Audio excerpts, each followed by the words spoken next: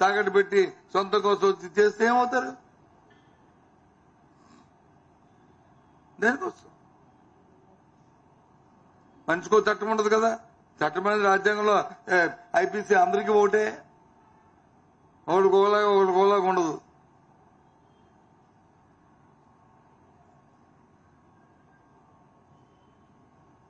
ఉన్నప్పుడు మీరేం పీకారు, ఇప్పుడు లేకపోతే మీరేం పీకి ఏంటి మాటలు?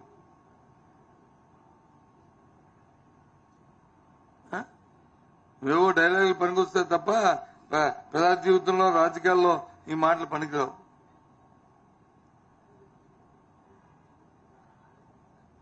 చావున్నాళ్ళు, చేతనున్నాళ్ళు, చేతనైన వాళ్ళు, రత్తైన వాళ్ళంటే చేసి చూపెడతారు ఏం తప్పు జరిగితే.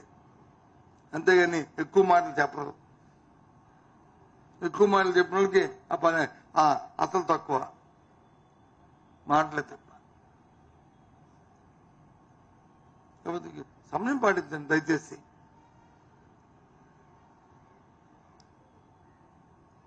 ప్రభుత్వం ప్రజలకు మనం బాధ్యత, అందరం కలిసి ప్రజా జీవితంలోనూ ప్రభుత్వాలు ప్రజలకి బాధ్యత వహించాలి. వ్యక్తులకో లేకపోతే ఒక 2 ఛానల్స్కో లేదా 2 పేపర్లకో ఆ ప్రకటనలకో వాటి కోసం కాదు. ఈ 2.5 సంవత్సరాల్లో అంటే 2 సంవత్సరాలు అంటే 19 నెలలు అయింది. 20 నెలల దగ్గర అయిపోతుంది. ముఖ్యమంత్రి గారు మీ ప్రభుత్వానికి ఏ రేటింగ్ ఉందో అలాగే దాంట్లో సంబంధ మంత్రులు, అది ఉప ముఖ్యమంత్రి కావని, ఎడ్యుకేషన్ మినిస్టర్ కావని, లేకపోతే హెల్త్ మినిస్టర్ గారు కావని, లేకపోతే ఫైనాన్స్ మినిస్టర్ గారు కావని, లేకపోతే ఇంకో మంత్రి గారు కావని, రావని, వాళ్ళందరూ కూడా మీ తాలూకు అభిప్రాయం ప్రజలకు మీ మీద ఏ అభిప్రాయం ఉందో తెలుసుకోండి. తెలుసుకుని మాట్లాడితే ఓకే. మీరు ప్రజలకు ఇచ్చిన వాగ్దానాలు ఏంటో, ఎన్నో నెరవేర్చారో, డే టు డే యాక్టివిటీలో మీ శాఖల్లో జరుగుతున్న కార్యక్రమాలు ఏంటో, ఎంతవరకు జరుగుతున్నాయో అట్టాసంగా చెప్తారు. గత ఇదే సీజన్లో చంద్రబాబు నాయుడు గారు మాట చెప్పారు, సంక్రాంతికి వెళ్ళా గోతులు కప్పియాలి. మళ్ళీ మొన్న చెప్పారు, మొన్న అయిపోయిన తర్వాత మళ్ళీ సంక్రాంతికి వెళ్ళి గోతులు కప్పియాలి. ఏ సంక్రాంతి అయితే ఒకటి మాత్రం మెచ్చుకోవచ్చు చంద్రబాబు నాయుడు, సంవత్సరం చెప్పరు. ఆ సంవత్సరం చెప్పుకుంటే అన్న సంక్రాంతి వస్తూనే ఉంటాయి,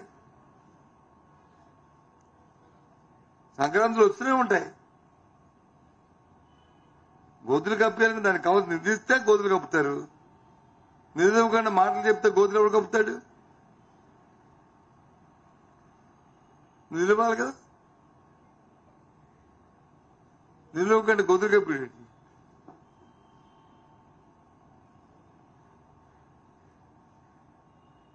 ఎందుకు వచ్చానంటే ఇవాళ మీ ద్వారా రాష్ట్ర ప్రధానికి నేను కోరిందంటే, రాజకీయాల నుంచి ఆ పార్టీలకు కూడా మనం చేస్తాను. మీ ద్వారా సమయం అవసరం. తోలం నాటం అనేది మంచి సంప్రదాయం కాదు. వారిని కొడతాం, మీను తిడతాం, మాని పెడతాం, మేము పెడితే రండి. చట్ట ప్రకారం చట్టాలు ఉన్నాయి. ఈ మధ్యకాలంలో ఈ 18 నెలల్లో ఎంతమంది మీద అక్రమంగా మీరు కేసులు పెట్టారు, చేశారు. చట్టపరంగా దాన్ని ఎదుర్కొంటారు. అదే ఎందుకు మాటలు?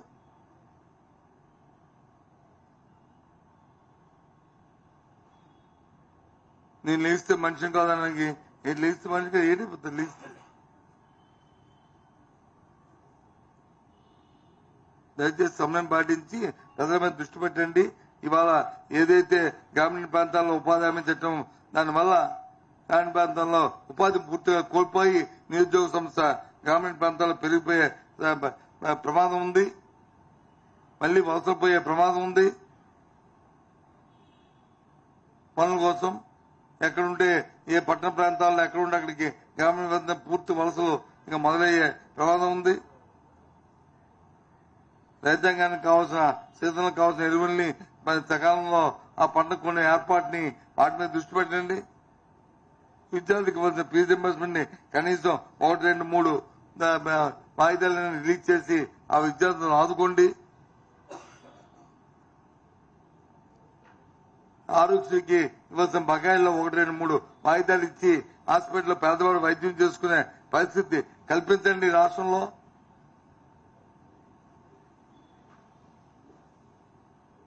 నిన్న మనం చూశాను, ఇది స్కూల్కి ఏదో పేరు పెట్టారు, ఏంటది ఏదో పేరు పరిశుభ్రమ ఏదో అని పెట్టారు. ఏంటండి స్కూల్కి పరిశుభ్రమాన్ని ఏదో పేరు పెట్టి పెట్టి ఒక పాలసీ తీసుకొచ్చారు. మొన్న ఇప్పుడు చూసి చదివాను పేపర్లో. ఏంటి స్కూల్ని పెట్టంట అద్దమును దుమ్మున పెడతారంట క్లాస్ రూముల్లో. అవునా? అద్దము దుమ్మున. ఇది స్కూల్లో వచ్చి నాడులో కడుతున్న బిల్డింగ్ని అంత అందమైన పక్కకు తోసి ఆ రన్నింగ్ వాటర్ ఇవ్వడానికి ఇవ్వలేక ఆ కొలసి నీరిచ్చి ఆ పిల్లలు చనిపోయే పరిస్థితి తీసుకొచ్చి వాళ్ళ టాబ్లెట్ చేసుకొస్తే దాని మీద దృష్టి పెట్టగా స్కూల్లో అంటే దువ్వుకోవడానికి వచ్చి ఆ దువ్వుకోవడానికి అర్థము దుమ్ముని పెట్టేవంటి దాని ముందు జరిగిన ప్రక్రియ ఏంటి? ముస్తాబు పోవడానికి ఆ స్కూల్ అందరం తీర్చిదిద్ది మా ప్రభుత్వం కదా. ఓకే, యాక్సెప్టెడ్, నువ్వు సంతోషం. కానీ ఈ అద్దం దుమ్ముని పెట్టే ముందు ఆ స్కూల్లో ఆ టాయిలెట్స్ ని, ఆ రన్నింగ్ వాటర్ ని, మధ్యాహ్నం భోజన క్వాలిటీని పెంచి శుభ్రమైన భోజనం పెట్టండి. పిల్లలకు ఉంటుంది. ఆ అరకొరగా ఆన్గోయింగ్ ప్రోగ్రామ్ ఏదైతే 4 ఏళ్ళు జరిగే ఆపిస్తారో ఆ పనులు మొదలు పెట్టండి. అప్పుడు స్కూల్ వచ్చి అందంగా తయారవుతాయి. ఆ తర్వాత అంతను దువ్వున పెట్టుకుంటే నా మొక్కను నేను చూసుకుని దూకోవడానికి వీలు పడుతుంది. ఇది అందుకే మేము ముందుకు వచ్చాను కదా. ఇలాంటి పౌరుషం మాటలు ఇటువంటి చేసి ఎవరో బెదిరిస్తే బెదిరిపోవడానికి ఎవరు లేరు ఇక్కడ. రాజ్యాంగం వచ్చే ప్రతి ఒడికి ఒక సమాన హక్కు ఇచ్చింది. ఎస్, తప్పకుండా ఏదైతే మెడికల్ కళాశాలలో వచ్చి ఎవరైతే స్వార్థం కోసం, సొంతం కోసం, అవినీతి కోసం కార్యక్రమాలు చేస్తున్నారు, తప్పకుండా చట్టపరమైన చర్య తీసుకుని మా అధ్యక్షుడు ఏదైతే చెప్పాడో ఆ ప్రకారం వాళ్ళకి చర్య తీసుకుంటామని మళ్ళీ చెప్తున్నాం.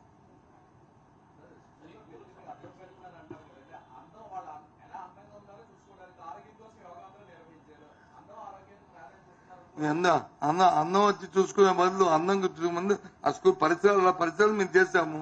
కానీ తాగడానికి మంచినీళ్ళు ఇచ్చి అద్దం చూసుకొని పర్వాలేదు. తాగడానికి మంచినీళ్ళు అద్దం పెట్టుకోమేంటి? మధ్యాహ్నం భోజనం సరిగ్గా పెట్టకంట కలుసు తాగడం పెట్టి అద్దం పెడితే సుఖమేంటి?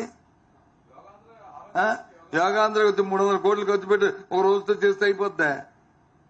ఒక రోజుతో ఇక్కడ 300 కోట్లు పెట్టి ఒక మాటిమల్లని మంచి ఇది కట్టాం.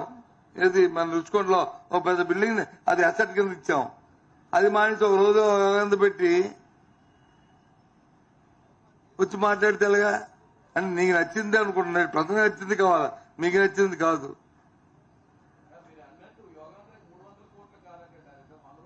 సరే, అన్నానికి లెక్కలకి మా దగ్గర ఉన్న గవర్నమెంట్ ప్రభుత్వ లెక్కల ప్రకారం, ప్రభుత్వం ఇచ్చిన ఆ లెక్కల ప్రకారం 300 కోట్లు. మేము మా మాట చెప్పట్లే, ప్రభుత్వం ఇచ్చిన లెక్కల ప్రకారం.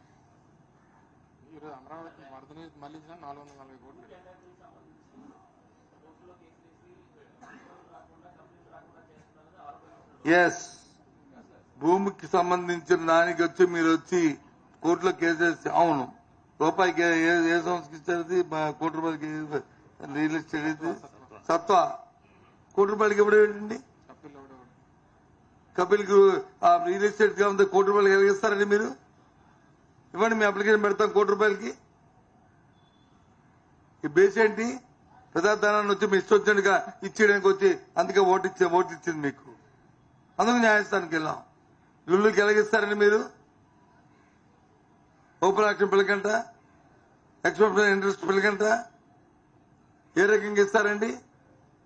₹100,000 కోట్ల ఏ రకంగా ప్రైవేట్ సంస్థకి మీకు లాలూచి ఉందని చెప్పి ఇస్తారా? అందుకు కోర్టుకు వెళ్తారు. తప్పే ఉంది చెప్పండి.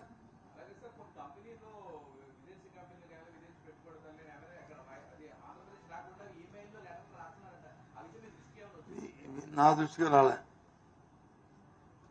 ఎవడు రాస్తాడు? ఎందుకు రాస్తారు? ఎవడు రాస్తాడు? వాళ్ళే రాసుకుని అవి మా అమ్మాయిని ఎప్పడానికి పెట్టడానికి రాస్తారు రేటు ఉంటది కదా. అందుకే ఉంటే ఏంట్రా బాబు నన్ను అడగచ్చు కదా, తప్పేముంది? ఈమెయిల్ అడ్రస్ ఉంటే తప్పేముంది?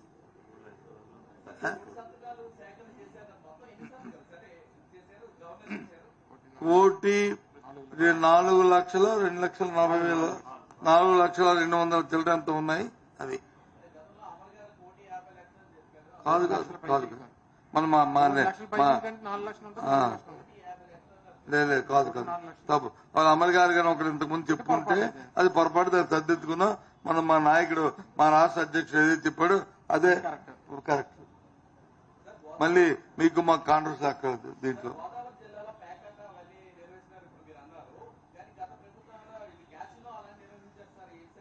ఎక్కడ క్యాష్ నిర్మించారు?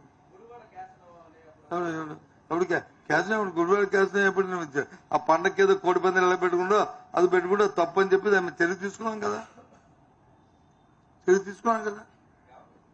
ఎవరి మీద? తాళ మీద పెట్టిన వాళ్ళ మీద. ఎవరు పెట్టి తాళ మీద? ఏదైనా చట్టానికి వ్యతిరేకంగా ఒకటి చేశాడు కదా దొంగతనం, నేను కూడా దొంగతనం చేస్తాను, ఆ సాంప్రదాయం మంచిది కాదంటాను.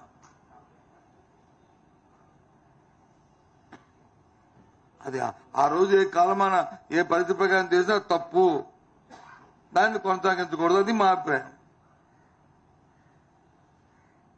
దాన్ని సమర్థించకూడదు, అది మళ్ళీ జరగకూడదు. అంతేగాని నువ్వు చేస్తా కానీ నేను చేస్తాను కానీ నువ్వు చేసిన మొత్తమే మా అందరం కలిపి రాష్ట్రాన్ని దోచుకోవడానికా?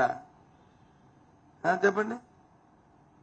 ఇప్పుడు సెక్కిదానికి అప్పుడు వచ్చి పవర్ పర్చేజ్ చేశాము, తప్పు అని మీ పత్రికలను రాశాయి.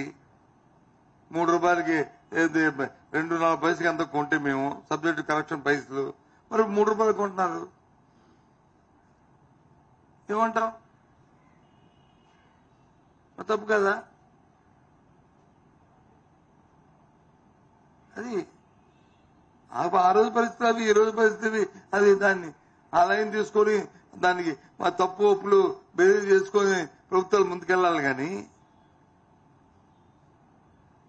ఏమి పోటీ తత్వంతో వచ్చి ప్రభుత్వ దాని నుంచి ఊరోడికి అవతల వాళ్ళకి వచ్చి దోచిపెట్టడానిక?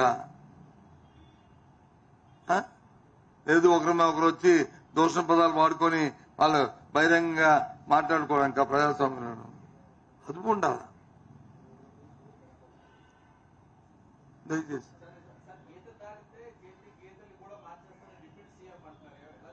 అదే చెప్తా, అందుకే చెప్పాను. గీత దాడితే చట్టాలు ఉన్నాయి, రాజ్యాంగం ఉంది. లేస్తే నీ మనిషిని కాదు. ఎవరు చేస్తే చెయ్యి, నీ చేతి ఎదురు ఉంటే. మీరు ఆ రోజు పేకలేపారంటే అదే ఆ రోజు మీరు చేసిన తప్పులుగా వచ్చి మీలాగా వచ్చి మీ చర్య తీసుకోవడం తప్ప. మీ అంత ఆలోచన వచ్చి క్రిమినల్ లైన్ లో ఆలోచించే చేయకుండా పొన్నిలే అని చెప్పి సర్దిద్దుకుంటారు కదా రాబోయే కాలంలో అని ఊరుకోవడం తప్ప కాదు. ఏంటిది? నిన్న మొన్న చూశాను. ఇంకా అదే ఆ టైప్లోనే అదే అంటున్నాను. అవన్నీ నేర్పుతున్నాను. రేపు వచ్చిన తర్వాత మీరు ఆ టైప్లో ఇవ్వండి అని చెప్పి మాకు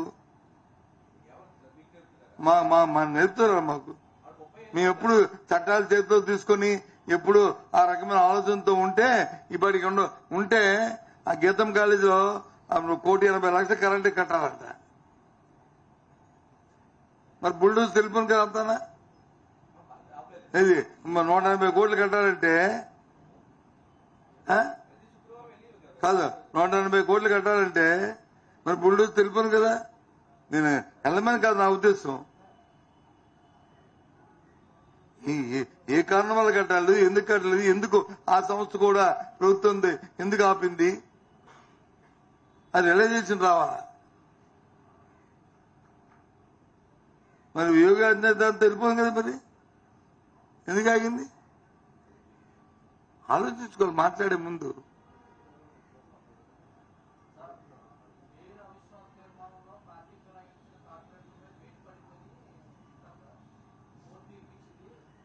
మేయర్ తాలూకా మీద మేము ఇచ్చిన నోటీసుని కానీ కోర్టు ఇచ్చిన దాన్ని కానీ ఇది రికార్డ్. జిల్లాలో ఉన్న అధికారులు దాని మీద ఏమంటుందని పర్ఫెక్ట్ గా చట్టపరంగా వాళ్ళు వచ్చి దాన్ని ప్రయత్నం చేయలేదు.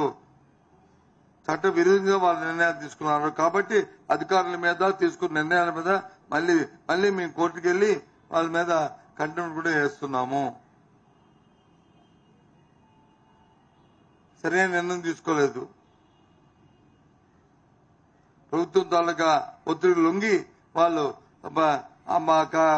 ఆర్డర్ ఇచ్చారు కాబట్టి అది న్యాయం కాదని చెప్పి మళ్ళీ మేము వాళ్ళ మీద కూడా వెళ్తున్నాం.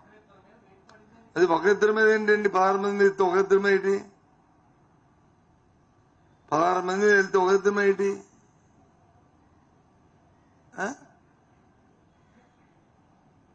ఒకరిద్దరు ఆ తర్వాత జరిగిన ఈ ఎలక్షన్ ఎంత జరిగింది నాకు తెలియదు. ఎవరి మీద జరిగింది ఎవరి మీద అంత నేను వినవాలేదు. కానీ ఆ స్టాండింగ్ కమిటీ ఎన్నికల్లో ఒక నోటీసులు వాళ్ళ మీద చేసి ఉంటారు. ఎందుకంటే వాళ్ళు మళ్ళీ మా పార్టీకి వెళ్ళేది. ఏది అందరికీ ఒకటే కదా ప్రెస్ కాపీ స్వీకరించబోయేటి. 16 మంది స్వీకరించలేదా? స్వీకరించిన వాళ్ళకి ఇంటికి అంటించారు, స్వీకరించిన వాళ్ళకి ఫోన్లో పంపించారు, స్వీకరించిన వాళ్ళకి ఇచ్చేసి అందరికీ ఒకటే యూనిఫామ్. కానీ అధికారులు వచ్చి ప్రభుత్వం తాలూకా ఒత్తిడిలో లొంగి వాళ్ళు చేశారు. కాబట్టి మేము వచ్చి మళ్ళీ వాటి మీద కూడా మళ్ళీ తదుపరి కోసం పైకోర్టు కూడా వెళ్తున్నాం. మాకేం తెస్తాను ప్రతిపక్షం మాకు చెప్పరు బాస్. డేట్ ఫిక్స్ చేసుకుని అప్పుడు ఇన్ఫార్మ్ చేస్తారు. అది వాళ్ళ చేతిలో ఉంటుంది. ప్రభుత్వం వాళ్ళ నిర్ణయం, అది వాళ్ళు పిలుస్తారు, మాకు చెప్పరు. మాతో ఆ డేట్ ఎప్పుడు పెడదామని కూడా అడగరు. అది సిస్టమ్. అడగాలని చట్టంలో రాజా లేదు, రూల్స్ లో లేదు. ఇన్ఫర్మేషన్ వస్తుంది. ప్రస్తుతానికి ఇన్ఫర్మేషన్ రాలేదు. ఇంకా ఇన్ఫర్మేషన్ వస్తుంది, ముందుగా ఇన్ఫార్మ్ చేస్తారు. అది రాలే. ఓకేనా? అయిపోయిందా? హైదరాబాద్ లో 175 కోట్లు కొన్నారంట. వాళ్ళకి వచ్చి ఇక్కడ ₹1 కోటి ఇచ్చారు. ఏది 30 కోట్లు 40 కోట్లు 50 కోట్లు ఉన్న స్థలాన్ని. ఇది అంటే ఎంత లోన్ లాలుతులు జరిగాయో ఇది కూడా యాడ్ చేసుకోండి దానికి. ఓకేనా?